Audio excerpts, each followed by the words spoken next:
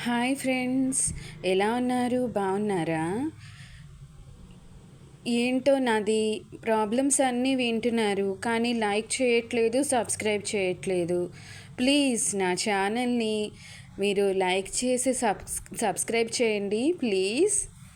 చూడండి, ఇది లాస్ట్ క్లాస్లో నేను మోడ్ గురించి ఎక్స్ప్లెయిన్ చేశాను. మోడ్ ఒక సింపుల్ ప్రాబ్లంకి ఎలా చేస్తారో, ఒక క్లాస్ ఇంటర్వెల్కి ఎలా చేస్తారో, ఒక సింపుల్ క్లాస్ ఇంటర్వెల్కి ఎలా చేస్తారో తెలుసుకున్నాను.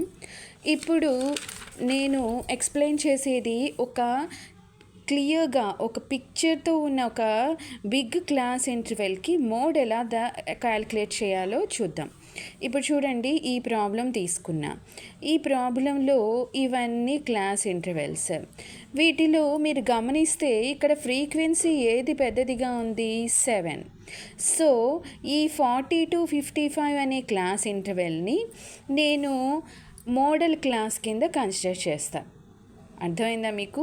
ఇక్కడ ఫ్రీక్వెన్సీలో పెద్దది 7 కాబట్టి, ఇక్కడున్న ఫ్రీక్వెన్సీ అన్నిటిలో పెద్దది 7 కాబట్టి ఈ క్లాస్ ఇంటర్వెల్ని నేను మోడల్ క్లాస్ కింద కన్సిడర్ చేస్తాను. క్లియర్గా మనకి ఇక్కడ లోవర్ లిమిట్ ఏంటి? 40. ఇప్పుడు సైజ్ అంటే చూడండి, 10 నుంచి 25 అంటే డిఫరెన్స్ ఎంత? 15. అట్లా సైజ్ క్యాలిక్యులేట్ చేయాలి. Size H. సో ఇచ్చిన దాని ఫ్రీక్వెన్సీ మనకి ప్రెజెంట్ ఏ క్లాస్ ఇంటర్వెల్ అయితే బిగ్గా ఉందో ఆ క్లాస్ ఇంటర్వెల్ ఫ్రీక్వెన్సీని నేను F1 కింద తీసుకుంటా. ఇప్పుడు ఏ క్లాస్ ఇంటర్వెల్ అయితే మోడల్ క్లాస్ ఉందో ఆ మోడల్ క్లాస్ ఫ్రీక్వెన్సీది ముందు ఫ్రీక్వెన్సీని నేను F0గా తీసుకుంటా. అట్లాగే ఏదైతే క్లాస్ ఇంటర్వెల్ మోడల్ క్లాస్ కింద ఉందో ఆ ఫ్రీక్వెన్సీకి తర్వాత ఫ్రీక్వెన్సీని నేను F2గా తీసుకుంటా. మీకు అర్థమైందా? ఇంకొకసారి చెప్పాలా? ఇప్పుడు ఏదైతే ఫ్రీక్వెన్సీలలో మ్యాక్సిమం ఫ్రీక్వెన్సీ ఉందో దాన్ని నేను ఆ ఫ్రీక్వెన్సీ ఉన్న క్లాస్ని నేను మోడల్ క్లాస్ కింద తీసుకున్నా. ఇప్పుడు ఆ మోడల్ క్లాస్లో లోవర్ లిమిట్ ఏమొస్తుంది? 40. అట్లాగే ఈ రెండిటి మధ్య డిఫరెన్స్ ఎంత? 15. అంటే క్లాస్ సైజ్ ఎంత? 15. ఇప్పుడు ఇది మోడల్ క్లాసు. సో ఈ ఫ్రీక్వెన్సీని నేను F1 కింద తీసుకున్నా. అర్థమైందా మీకు? ఈ ఫ్రీక్వెన్సీని F1 కింద తీసుకున్నా. అట్లాగే ఈ ఫ్రీక్వెన్సీకి ముందు ఫ్రీక్వెన్సీని F0 కింద తీసుకున్నా.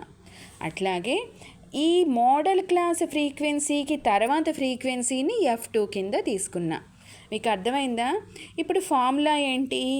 Mode equal to L plus F1 minus F0 by 2F1 minus F0 minus F2 into H.